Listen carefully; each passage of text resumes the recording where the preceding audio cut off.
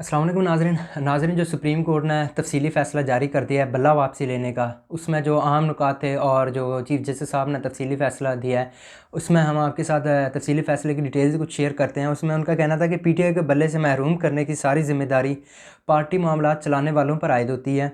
ज़िम्मेदारी जो है उन पर है जो पार्टी में जमहूरियत नहीं चाहते। किसी जमात को मामूली बेज़ाब्तगियों पर उनसे इंतखाबी निशान से महरूम नहीं करना चाहिए, लेकिन जो पीटीआई है इनके इंट्रा पार्टी इलेक्शंस ही नहीं, आईन और कानून की बड़ी खिलाफ वर्जी हुई है इनमें। और कानून के मुताबिक पीटीआई के बल्ले का इंतखाबी निशान नहीं दिया जा सकता। इलेक्शन एक्ट के मुताबिक इलेक्शन कमीशन किसी भी पार्टी से जो है बल्ले के निशान, कोई भी निशान है जो उनका पार्टी इंतखाबी निशान है, वो वापस ले सकता है और सियासी जमात से इंतखाबी में वो निशान वापस ले सकता है। इंट्रा पार्टी इंतखाबात ना कराने पर इंतखाबी निशान वापस लिया जा सकता है। सुप्रीम कोर्ट का पीटीआई को बल्ला इंतखाबी निशान देने का तफसीली फ़ैसला जारी। फ़ैसला चीफ जस्टिस काजी फ़ाइज़ ईसा ने 38 सफ़ात पर तहरीर किया। फ़ैसले का आगाज़ एक सियासी जमात की मैं जो बानियों में उनके हवाला दे के इस फ़ैसले को शुरू किया गया। और नाज़रीन जो काफ़ी सारे सोर्स है, जो अज़हर मशवानी साहब हैं, ये भी एक सोशल एक्टिविस्ट हैं और सहाफ़ी हैं। इन्होंने भी एक ट्वीट किया है कि काजी फ़ाइज़ ईसा ने अपने सारे फ़ैसले की बुनियाद बनाई है कि इलेक्शन कमीशन के बार बार के नोटिस के बावजूद इंट्रा पार्टी इलेक्शन नहीं हुए।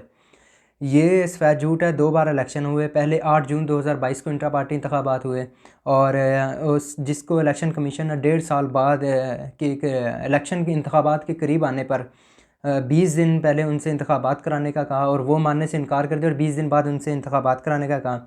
नए इलेक्शन भी हो गए। इलेक्शन कमीशन ने इलेक्शन होने ना होने से इनकार नहीं किया, इसकी बेज़ाब्तगियों पर सवाल उठाया था। काजी फ़ाइज़ ईसा ने बिल्कुल ही अलग चीज़ें बयान कर रहा है। तो नाज़रीन इसमें आर्टिकल 17 का भी जो तफसील से ज़िक्र हुआ है इस केस में, और ये जो पीटीआई से बल्ला वापसी ले लिया गया है उस पर, और जो सलमान अकरम राजा साहब थे उनकी दरख्वास्त थी कि जो पीटीआई के हमने जो टिकट जमा करवाए थे वो पीटीआई के इंतखाबी निशान ही लिया गया है। पीटीआई रजिस्टर है तो लिहाजा हमारे जो नाम है उनके आगे आज़ाद ना लिखा जाए, पीटीआई लिखा जाए। और उस केस को महफूज करके फ़ैसला सुना दिया गया है और उस केस में जो है इलेक्शन कमीशन को जो केस भेजा गया है हाई कोर्ट की तरफ से कि उस केस को कानून के मुताबिक उस केस को हल करें। तो अब देखना है वो इलेक्शन कमीशन क्या करता है, लेकिन वो तो सबके सामने है। और दूसरी जानब नाज़रीन 3 एमपी ऑर्डर्स जो थे ना, वो जस्टिस बाबर सत्तार ने कलअदम करार दे दिए थे और ये कलअदम करार देने के बाद उसका इख्तियार भी ले लिया था चीफ इलेक्शन कमीशनर का। उन्होंने जी कहा कि वफाकी हुकूमत जो है, जो सूबाई हुकूमत वफाकी हुकूमत है, वही इस सूबाई काबीना जो सॉरी वफाकी काबीना है वो इख्तियार। तो इसके मतलब आज जो उन्होंने चीफ सेक्रेटरी थे उन्होंने भी दरख्वास्त दी हुई थी। तो नाज़रीन जो सदारती ऑर्डर 1980 के तहत चीफ इलेक्शन कमिश्नर इस्लामाबाद की सूबाई हुकूमत के इख्तियारात दिए गए थे। चीफ कमिश्नर की जानिब से तफवीज़ करदा इख्तियारात के तहत डिप्टी कमिश्नर इस्लामाबाद नुक्स अमन के खदशे के पेश नज़र 3 एमपी ऑर्डर की नज़रबंदी के अहकाम जारी करता है।